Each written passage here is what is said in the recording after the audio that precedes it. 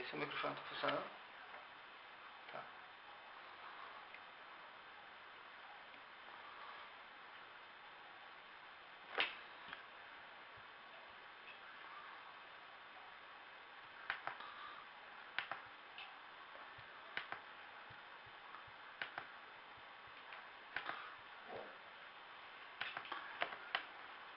É isso.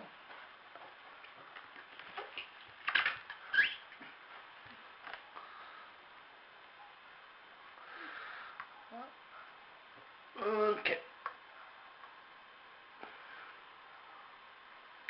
Olá, muito boa tarde. Estamos começando então o programa falando de história, quando são exatamente 17 horas e 6 minutos, aqui em São Leopoldo, na sede aqui da Rádio Contraste. Muito obrigado então pela audiência. Estamos então iniciando um programa especial, o primeiro programa do ano, tá? A gente que reproduz o programa sempre aos sábados, mas hoje, por motivo aqui da disponibilidade dos nossos convidados, então a gente está realizando o programa hoje, nesse domingo. São 16 horas e 6 minutos, eu estou aqui com Rosana Fischmann, com a Jéssica de Lima, a Juliane Biffon, que está aqui nos ajudando a parte de produção do programa, e nós temos o nosso convidado, o Antônio Roberto Vinhedo, tá? Que vai falar então, ele que é cientista político, já nos ajudou aqui no programa, no painel falando de história, e ele vai falar, a gente vai falar um pouquinho aí sobre o cenário, o panorama político do Brasil nesse ano de 2013, né? 2013, 2014, né? Eu fazer fazer um apanhado geral do muito boa tarde, né? Sim. E toda a equipe. E eu vou dizer assim,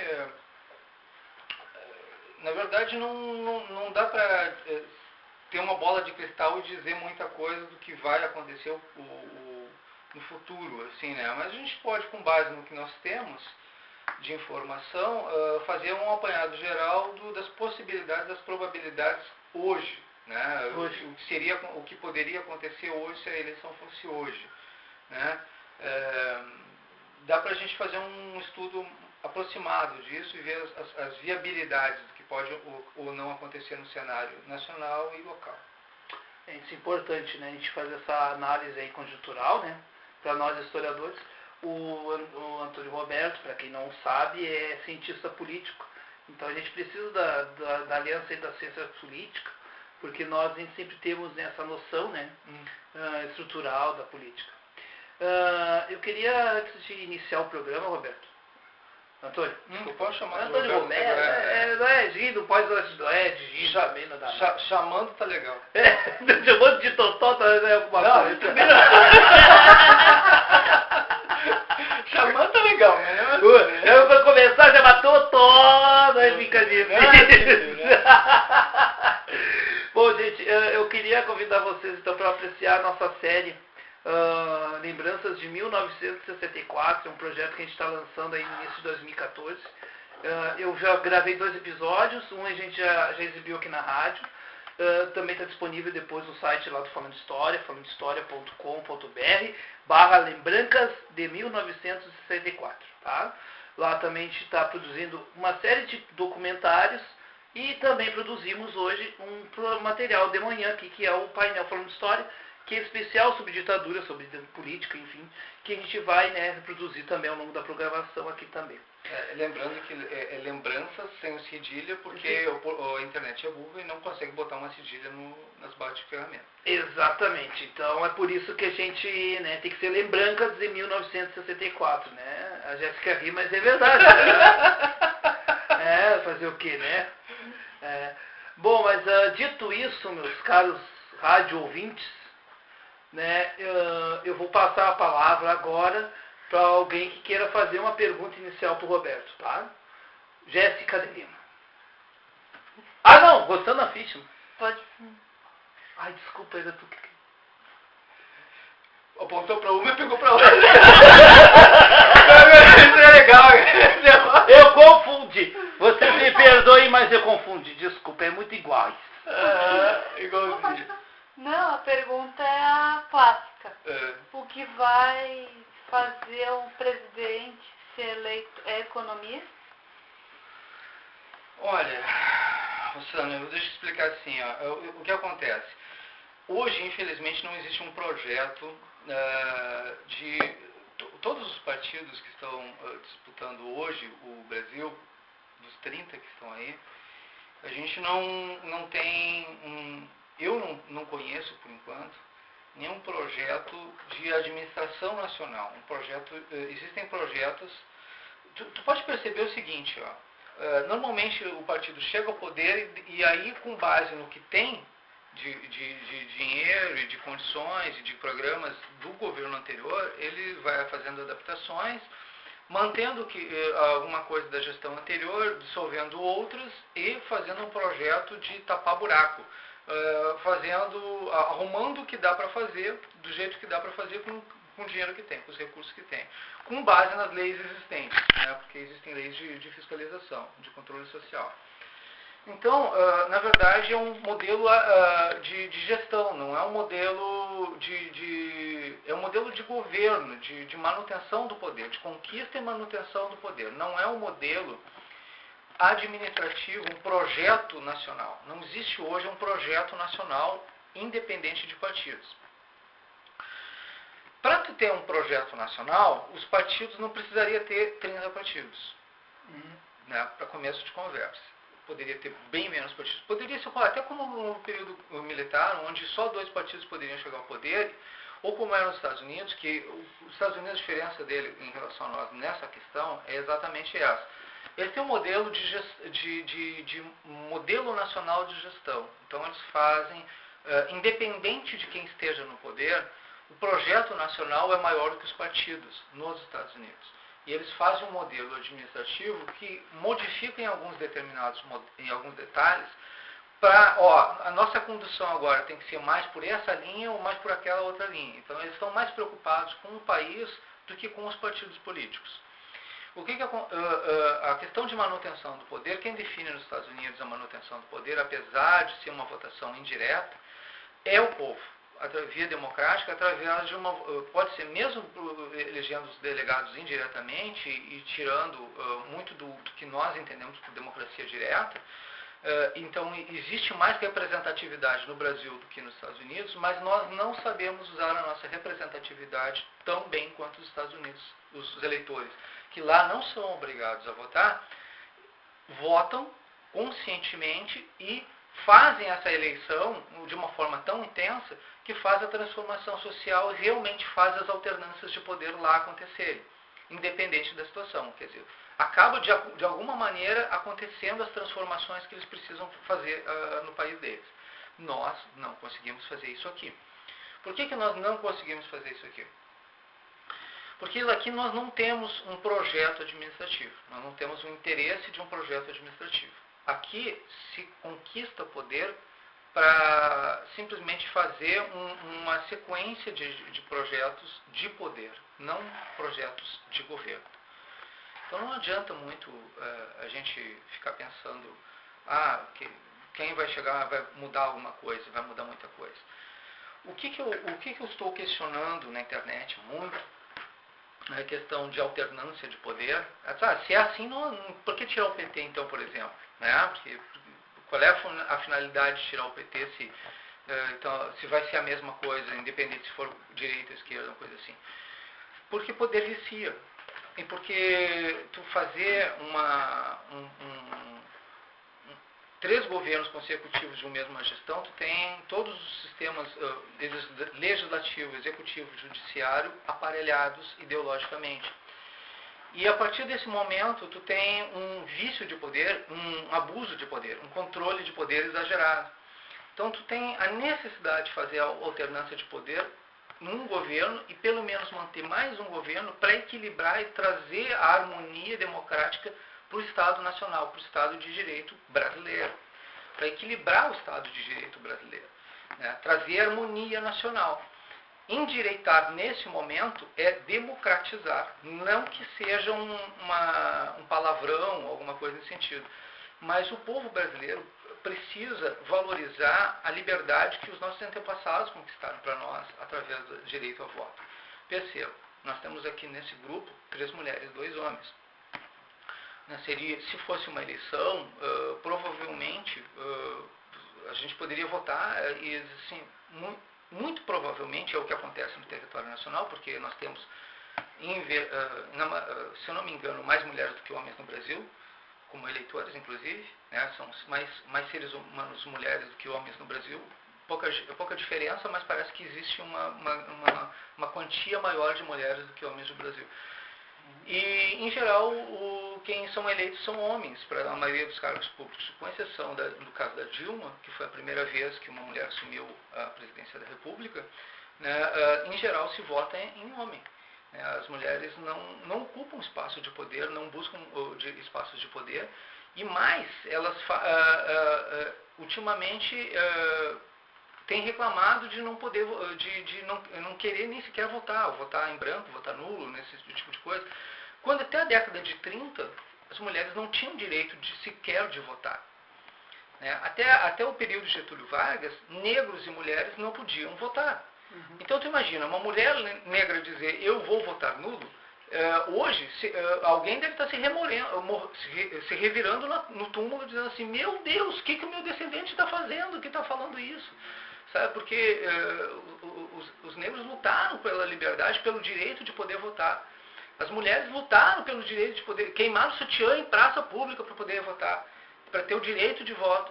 E agora não estão querendo votar, simplesmente não querem. Acho que não tem ninguém para poder escolher. Quando tem 30 partidos, 70 candidatos por partido. Mas aí eu te pergunto o seguinte, de duas coisas.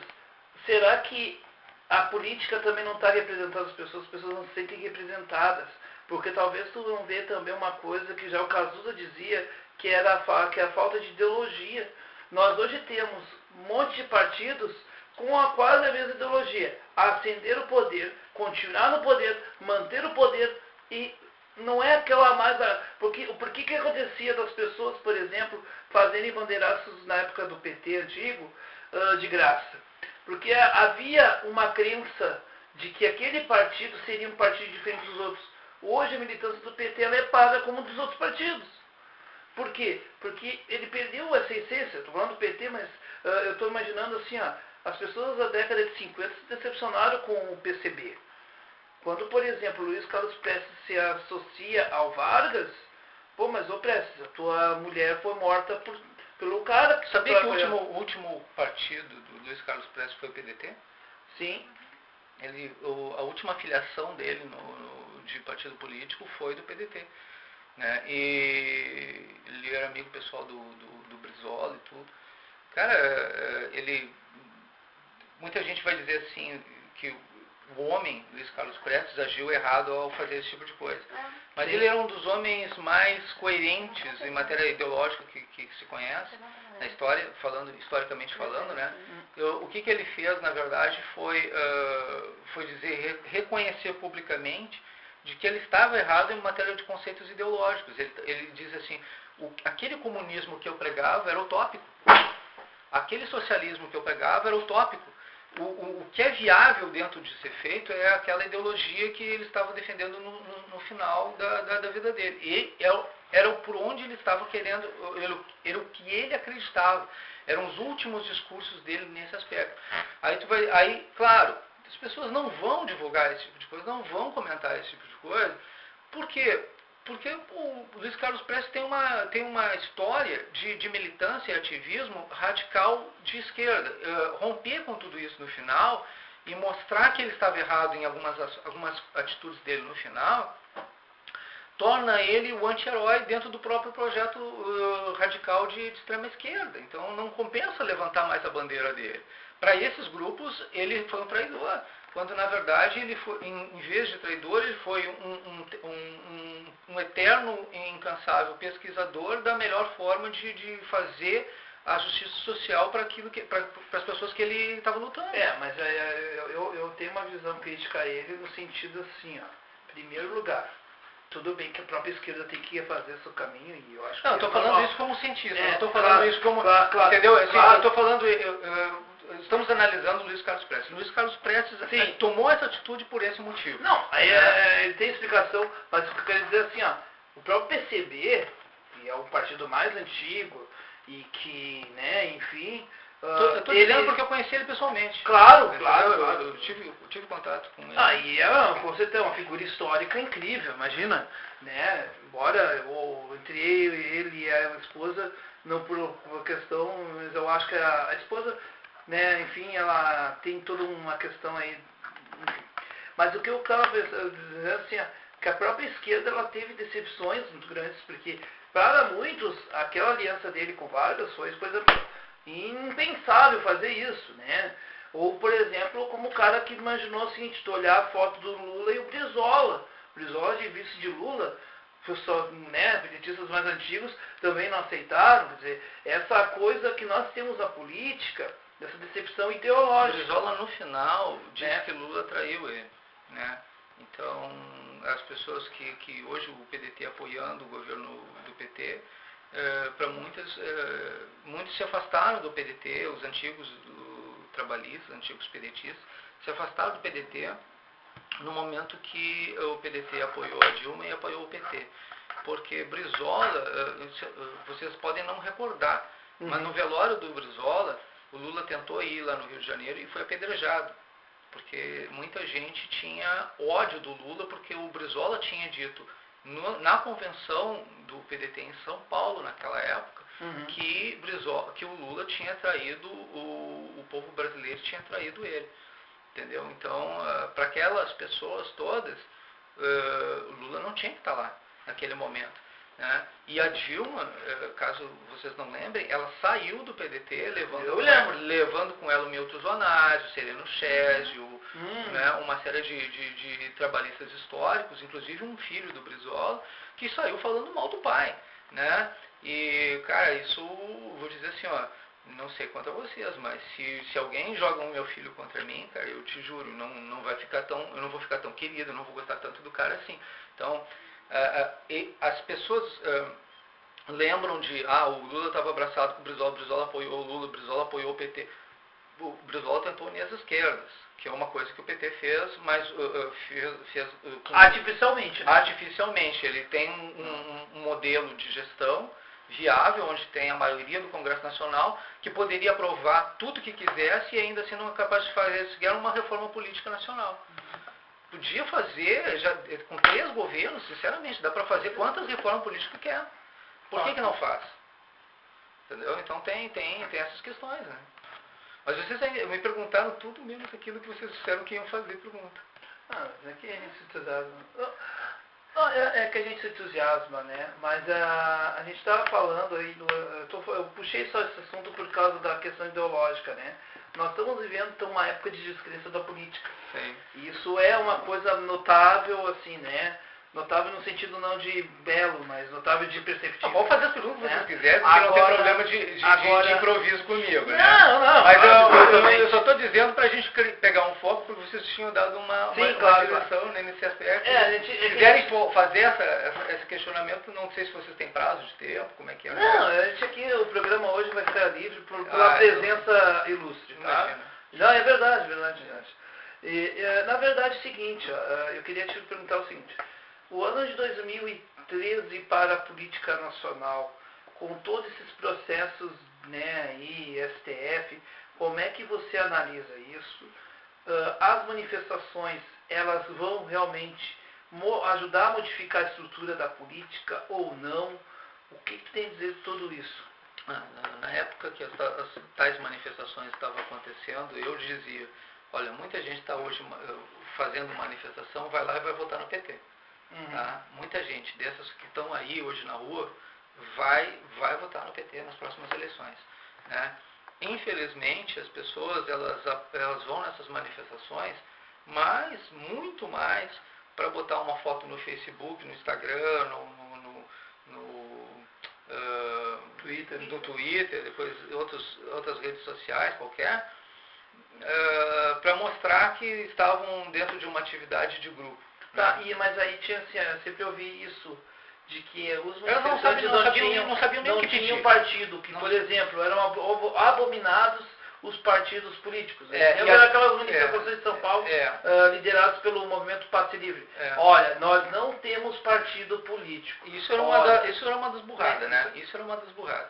Porque acontece o seguinte, o partido político, ele é que nem televisão, tá?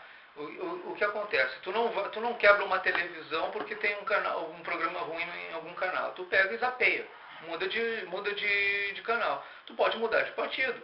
Tu pode pode escolher, são 70 candidatos para cada partido. Cara, pelo amor de Deus, dizer que nenhum daqueles caras presta, se dizer que só tu presta, então sai candidato.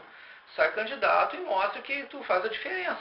Aí tu vai pra rua, tu vai pedir voto para alguém que nunca viu tu nem mais gordo nem mais magro, vai dizer assim, pá, tu é ladrão, porque tu é político. Porque tu tá em um partido político. E aí tu vai sentir na pele o que é o cara tentar fazer alguma coisa, fazer a diferença, e as pessoas olharem para ti e te chamarem de corrupto sem vergonha sem tu nunca ter ganho nada na vida. Entendeu? Então isso acontece. As pessoas precisam ter noção de que a gente só faz transformação social fazendo transformação social. Não existe outra forma de fazer isso. A forma legal de fazer isso é através via partido político. Não teriam 30 partidos no Brasil se as pessoas entendessem que um partido bastaria para fazer a transformação social.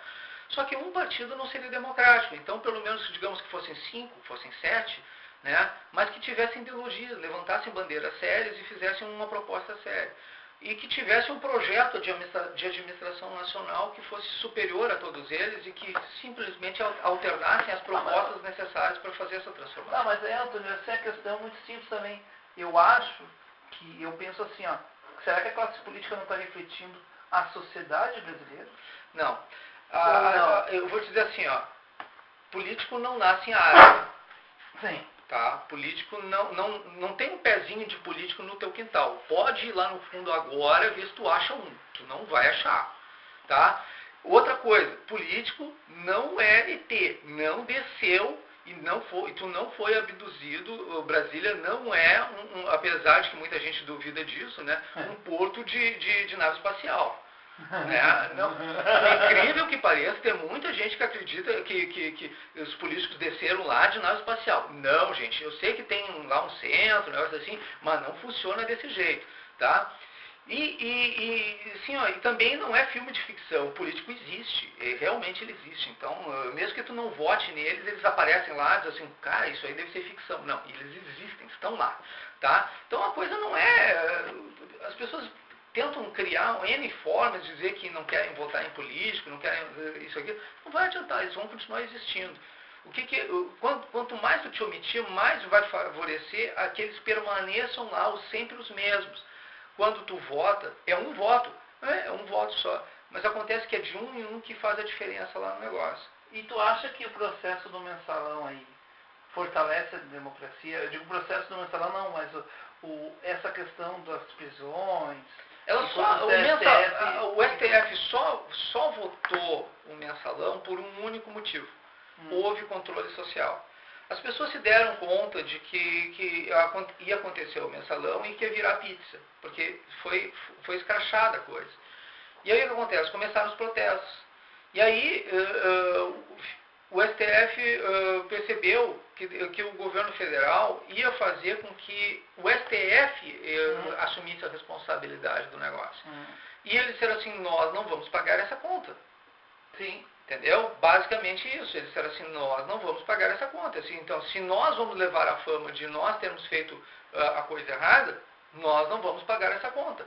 É isso. Basicamente, o mensalão é uma resposta do STF, do Judiciário ao Legislativo e ao Executivo, dizendo, a conta não é nossa. Vocês que fizeram o filho, vocês que locriem. Entendeu? Basicamente é isso. E isso só aconteceu por via de controle social. Porque o STF tem 80% dos seus membros indicados pelo PT. E, sinceramente, cara, eles não teriam motivo nenhum para fazer o mensalão. Existem tantos outros processos lá que estão passando retos e as pessoas não estão questionando, não estão falando nada. né? E estão entrando como leis, como projetos, assim, e são favoráveis ao governo. Tudo que está sendo favorável ao governo está passando no STF direto, não tem problema nenhum. O STF tá dando bênção a muita coisa lá pro governo federal. Coisas que algumas até são inconstitucionais. Eu vou te dizer assim, ó. Tu quer que eu dê um exemplo? Um exemplo? Tá? Pode. Então assim, ó. Só para vocês terem... Vocês têm ainda o título de eleitor na carteira de vocês? Sim. Para quê? Pra nada. Tu sabe que se tu abrir a Constituição agora, tu vai ver que o documento oficial para se votar numa eleição é qual? O título de eleitor. O título de eleitor. E tu sabe que o título de eleitor agora não pode mais ser usado nas eleições, que agora é só a carteira de identidade? Sim, porque não tem foto. Pois é, e existe foto para comparar nas listas de eleição? Não. Qual é o número que está lá? É o número da carteira de identidade? Não, o título de eleitor. Não tem alguma coisa errada nisso? Muito errado. Muito errado. Tu está entendendo? É. Eu estou errado? Isso foi sancionado pelo Congresso Nacional e foi o que... Porque é o seguinte, era para ser foi um projeto de lei do PT na última eleição, que deveria ser dois documentos.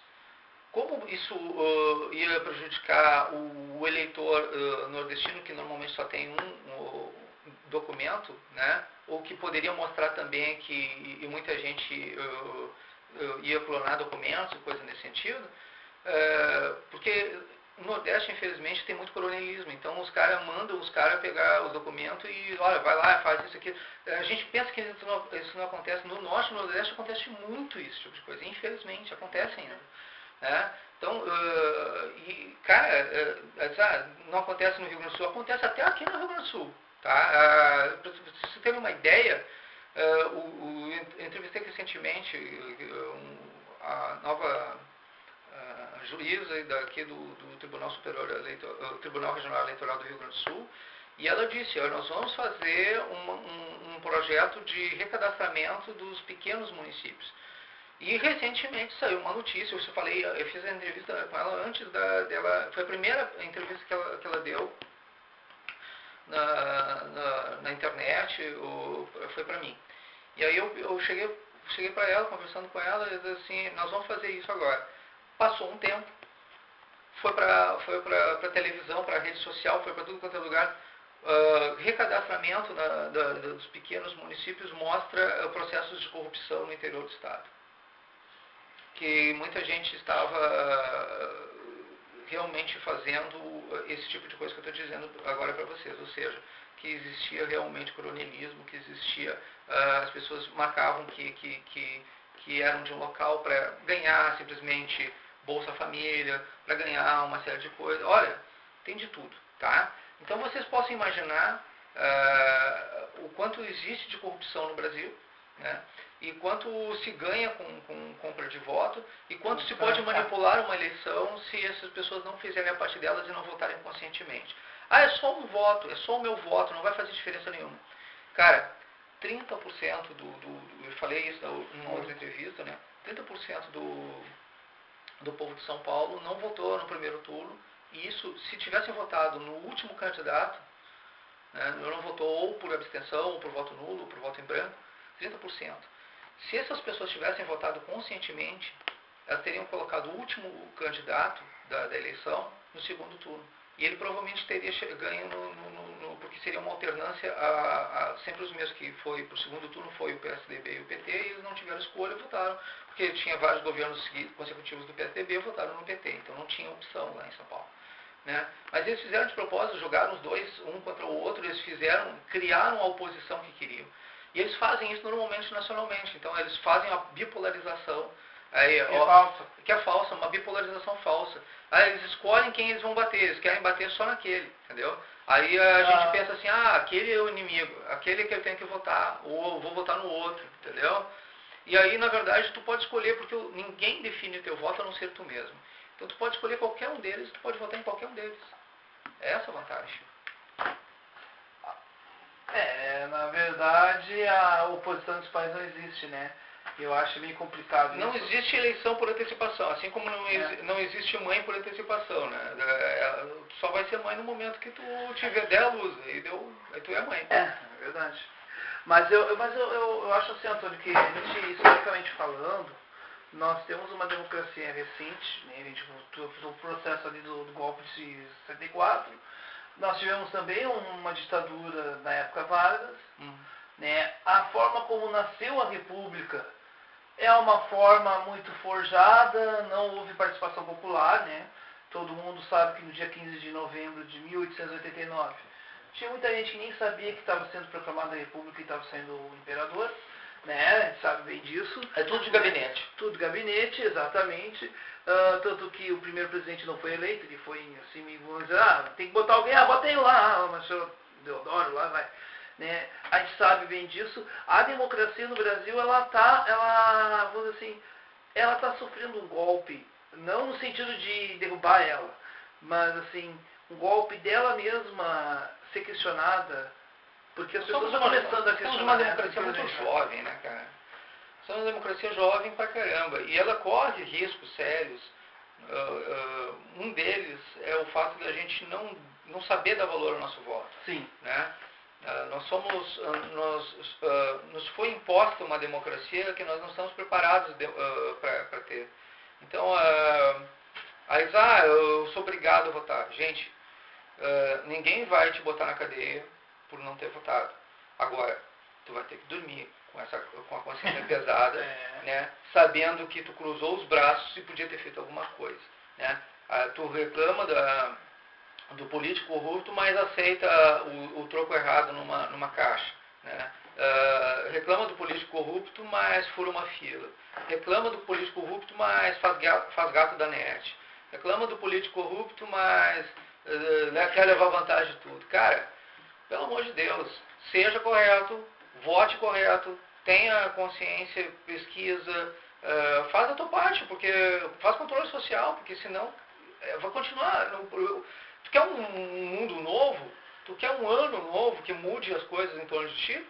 Faz acontecer. Não fica sonhando com isso. Faz acontecer. Vai pra rua e faz acontecer. Não adianta fazer greve, não adianta fazer protesto.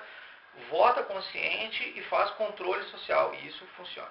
Explica um pouquinho o que é o controle social, que tanto fala. Controle social, assim, existem grupos de controle social. Tá? E isso é bem interessante que as pessoas saibam.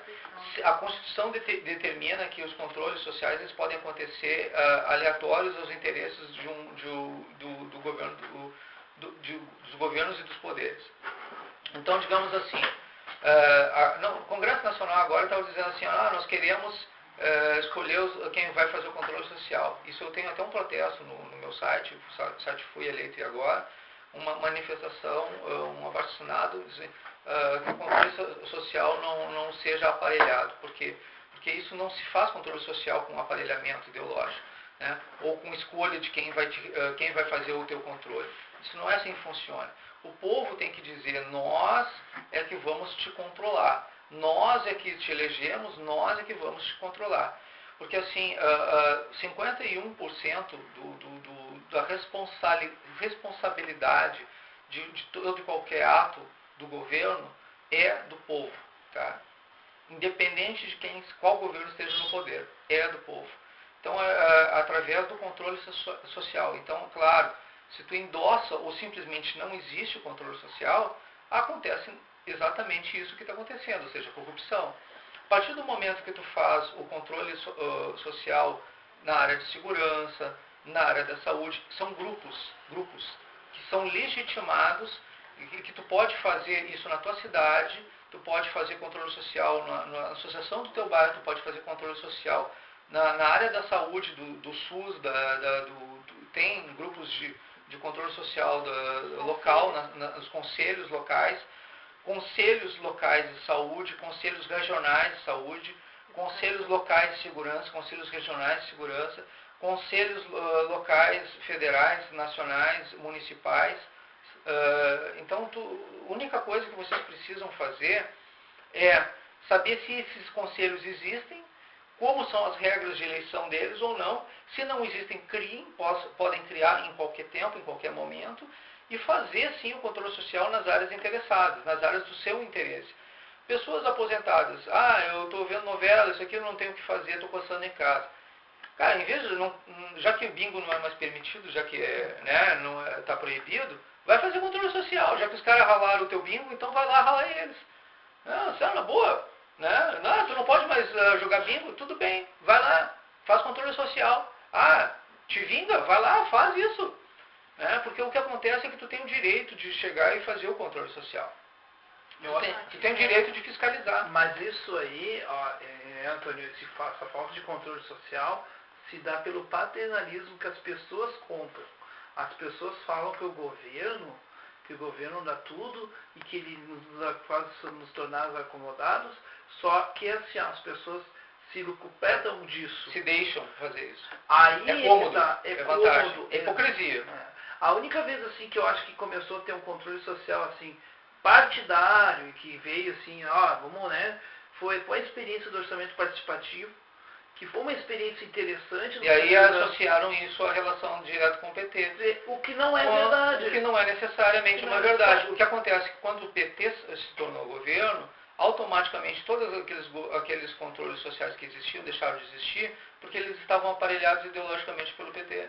Então o que acontece? Hoje tu não tem mais controle social, tu não tem mais fiscalização. Por quê? Porque o PT tinha aparelhado todos aqueles controles sociais e não convém a se autoanalisar, se autocriticar. Aí começa aquela questão, desde a época do Colares, que tinha os Coredes, que já não é mais Cored agora. O Cored existe. Né? O que acontece é o seguinte, Cored tem CNPJ. Sim. Tá? Associação de moradores tem CNPJ. Sim. No momento que tu não tem interesse de ter o trabalho do CNPJ, não acontece a relação de fiscalização. Porque se tu tiver um projeto de governo, um plano de governo que seja de um modelo administrativo, seja um modelo de gestão, tá?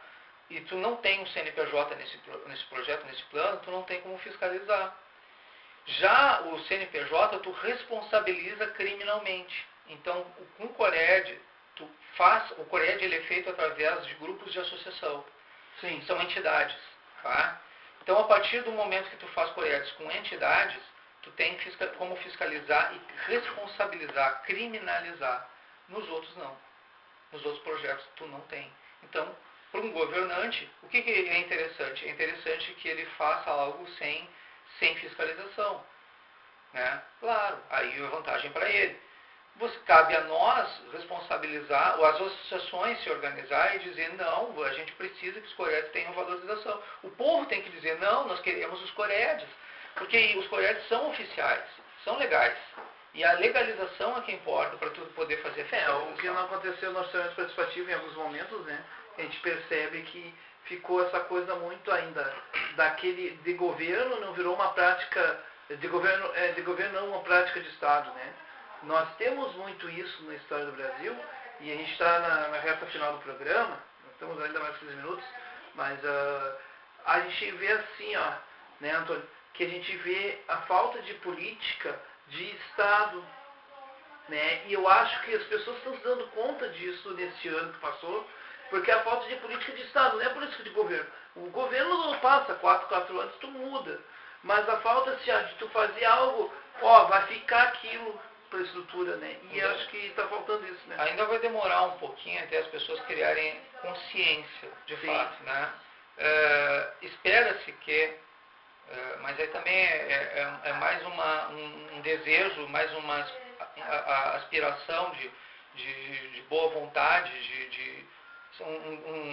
um anseio de que isso realmente aconteça, mas a gente espera de que, apesar da Copa do Mundo este ano, que as pessoas tenham consciência, porque primeiro e segundo turno em um só mês, e provavelmente vai confirmar no segundo turno, porque não tem tempo sequer de fazer uma... Eu não sabia, primeiro e segundo mês em outubro, o primeiro e segundo turno. Meu pai. Então isso quer dizer que... e logo em seguida da Copa do Mundo. Sim. Né? Então, tudo feito para favorecer o governo. Né? Se o Brasil ganha a Copa do Mundo, o pessoal vai estar amortecido com com a vitória da seleção brasileira, e a tendência é que apoiem o governo. Né? Então, foi para as ruas, protestou e deu um quarto mandato para o PT. Basicamente é isso que vai acontecer. Né? Hoje o cenário eleitoral brasileiro, o cenário eleitoral nacional, a maioria do Congresso Nacional é pró-PT. Os candidatos que estão na disputa,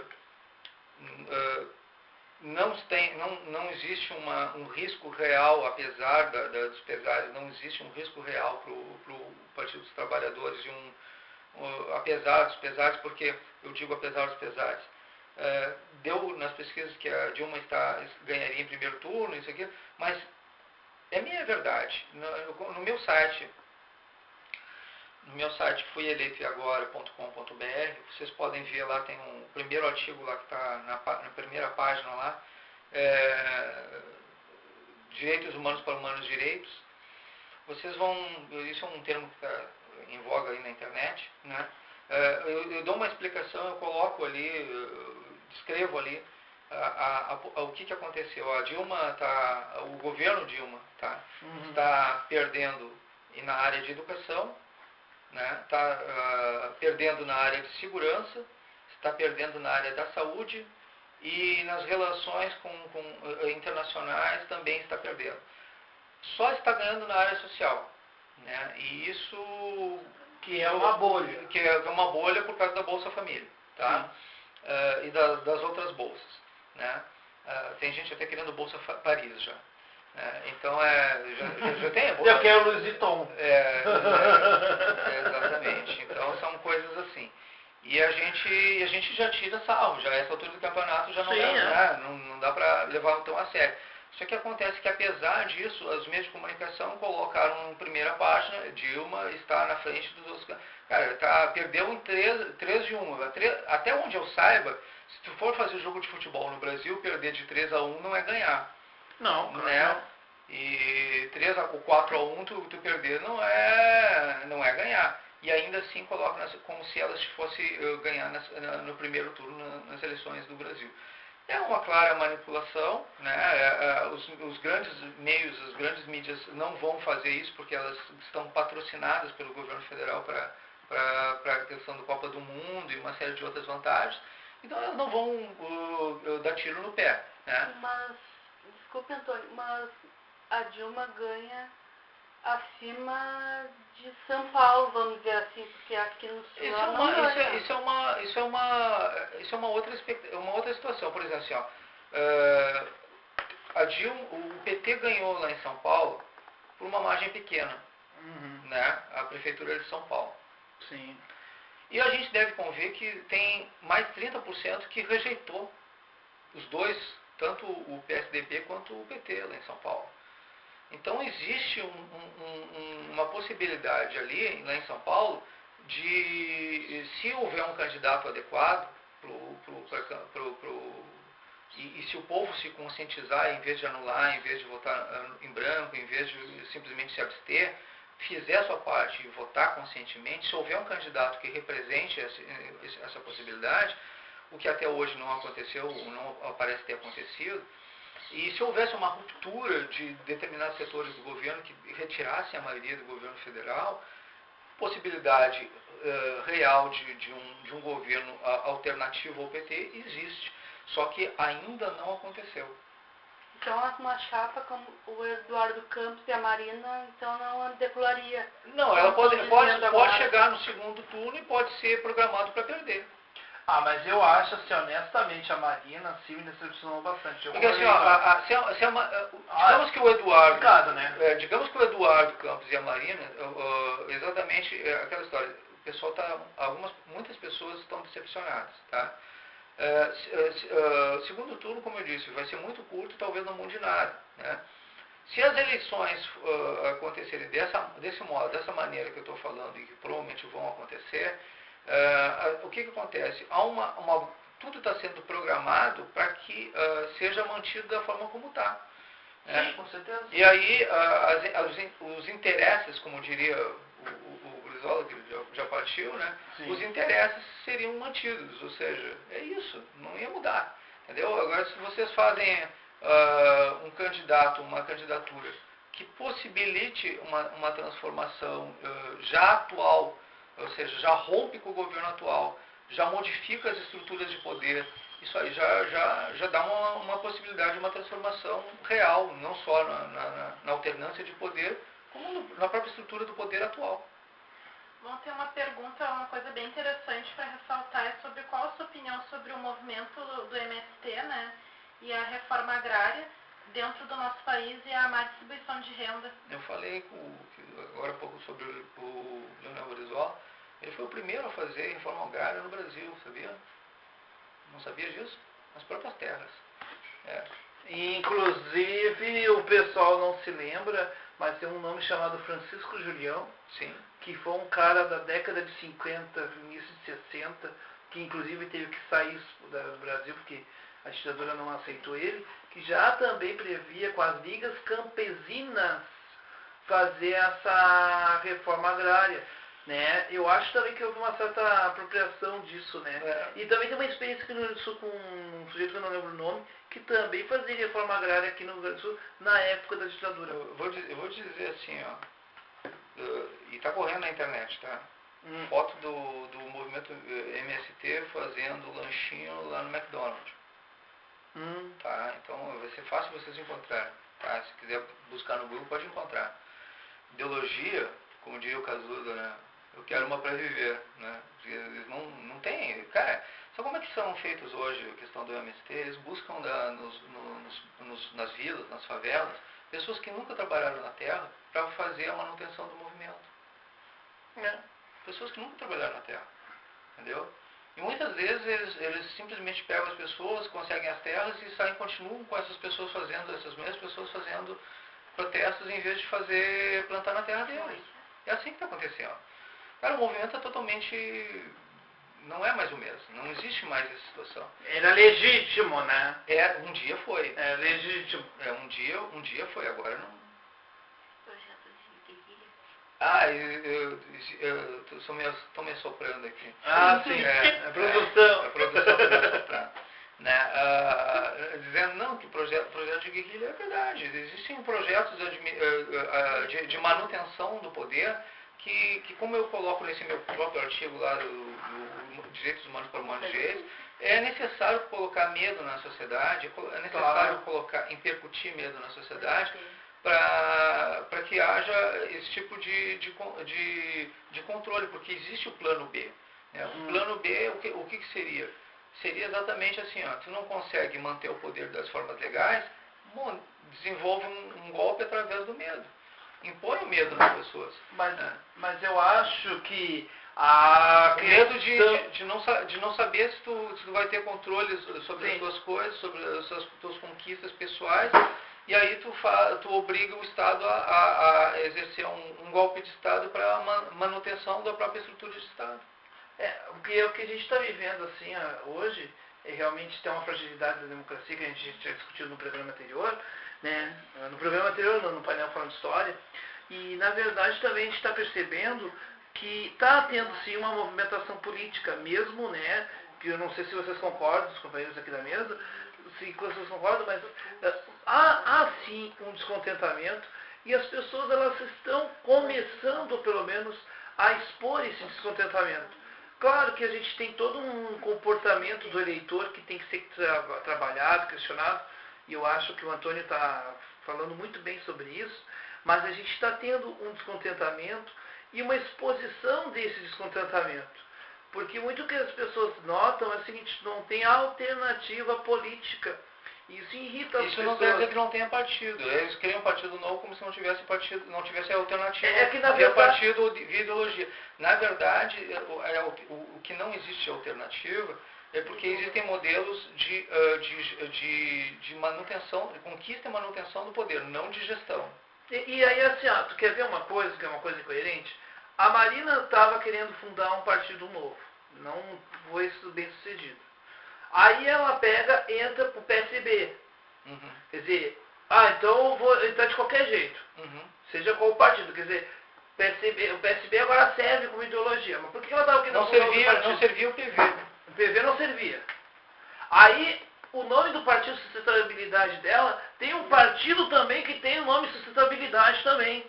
Né? Que agora apareceu do nada em PEN 51. Eu olhei, realmente existe partido da sustentabilidade. Quer dizer, tu vai ter dois partidos que vão trabalhar a sustentabilidade, que nem se conversam entre eles.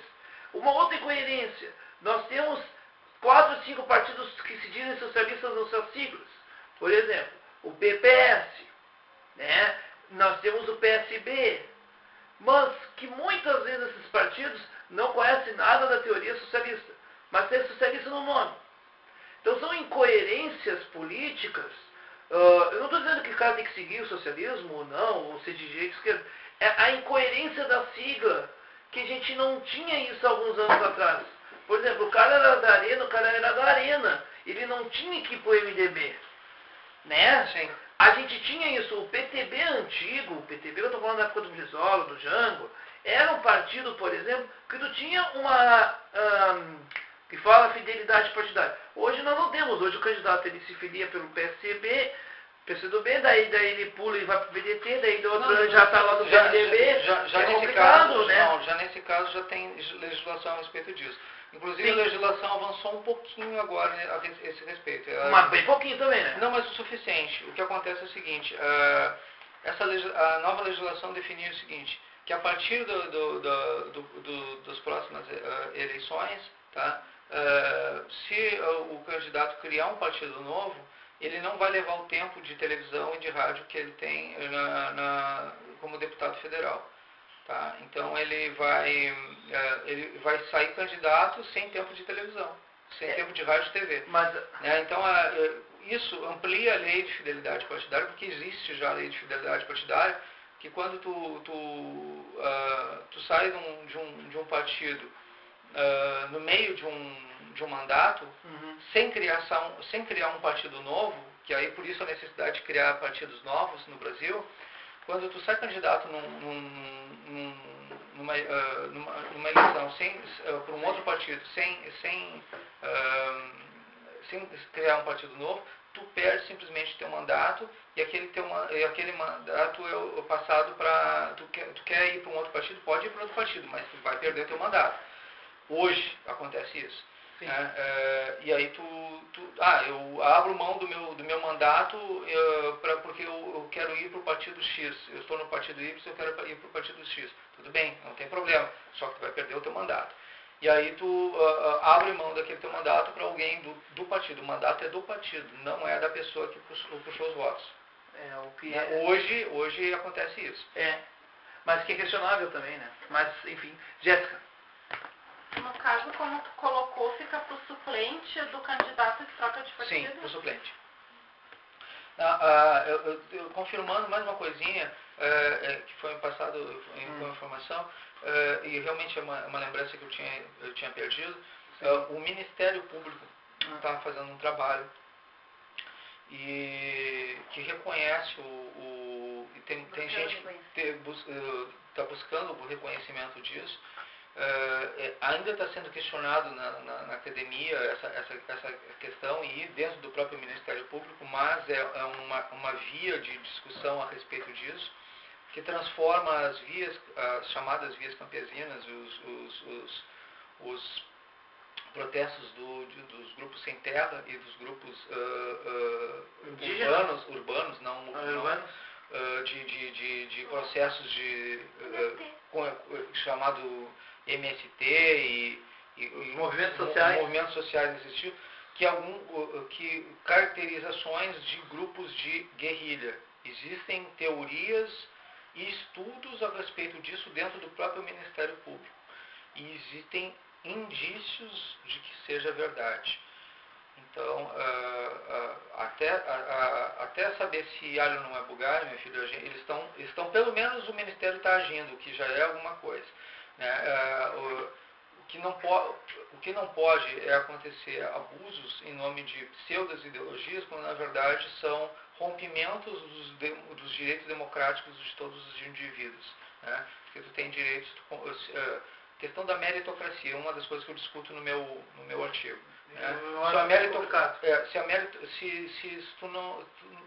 Se tu quer conquistar as coisas sem ter direito, sem ter mérito de ter conquistado aquela coisa, e quer simplesmente possuir ela porque tu tem interesse de possuí-la, apesar de não ter feito nada para possuí-la, né?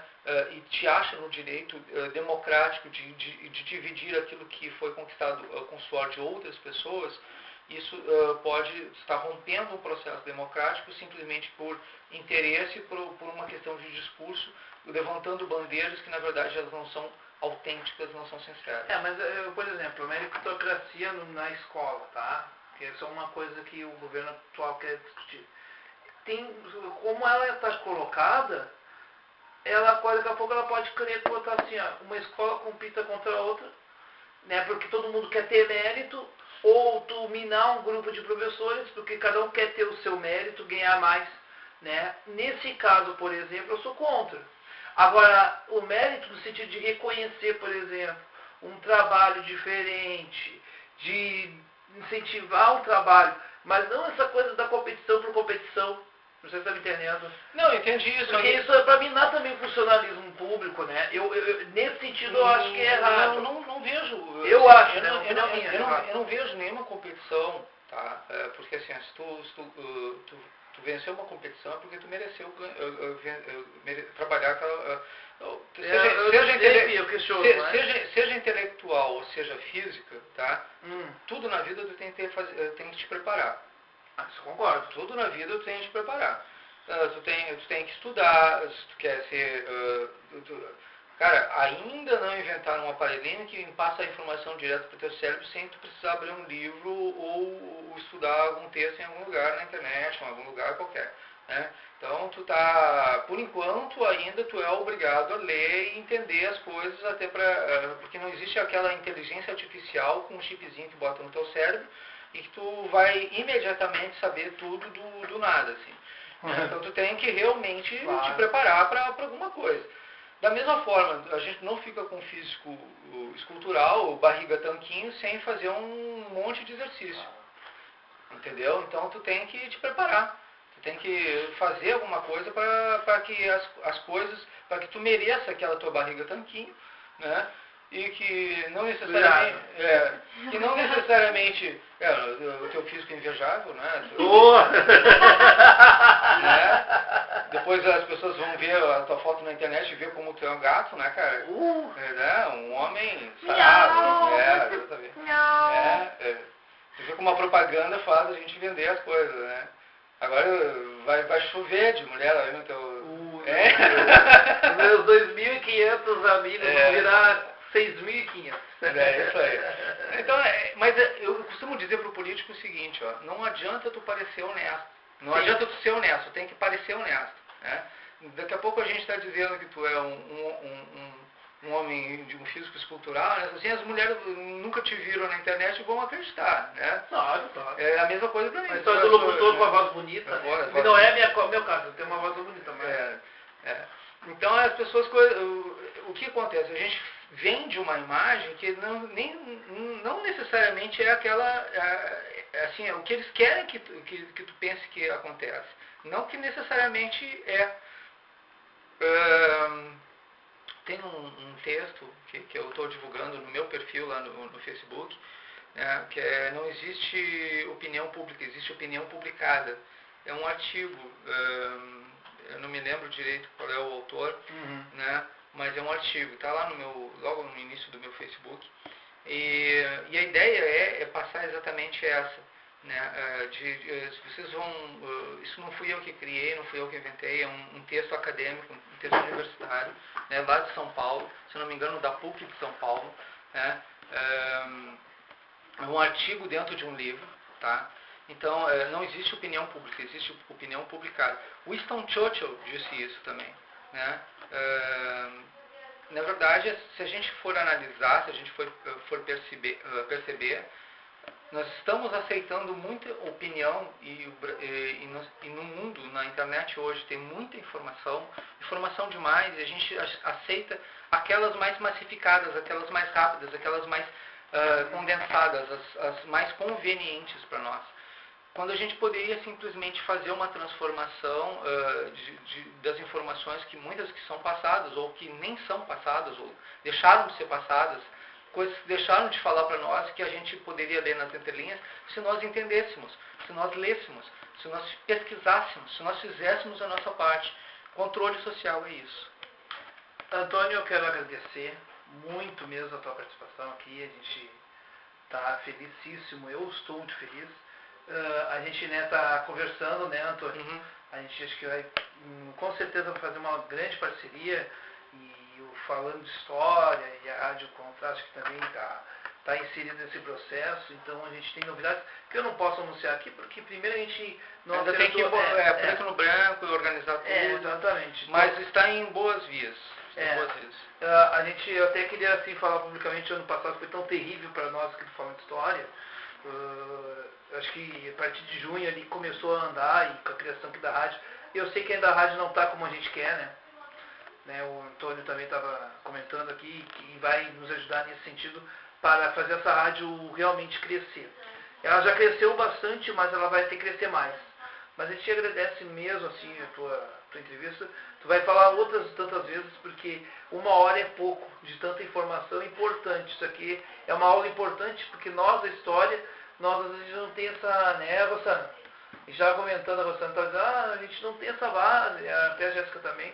A gente precisa de ter mais base de teoria política, né? Embora a teoria cultural também seja importante, né? Com certeza. Então, agradecer então ao Antônio. Nós vamos fazer assim, esse programa a gente vai reproduzir também no próximo sábado, tá? A gente vai ser, o Falando de História vai ser a reprise desse programa no sábado, tá? E aí fica o convite aí para você nos ouvir aí a programação. A gente vai tocar a programação musical, mas antes da programação musical a gente vai rodar então mais uma vez o episódio 1 da série Lembranças de 64. Muito obrigado a todos vocês e até mais.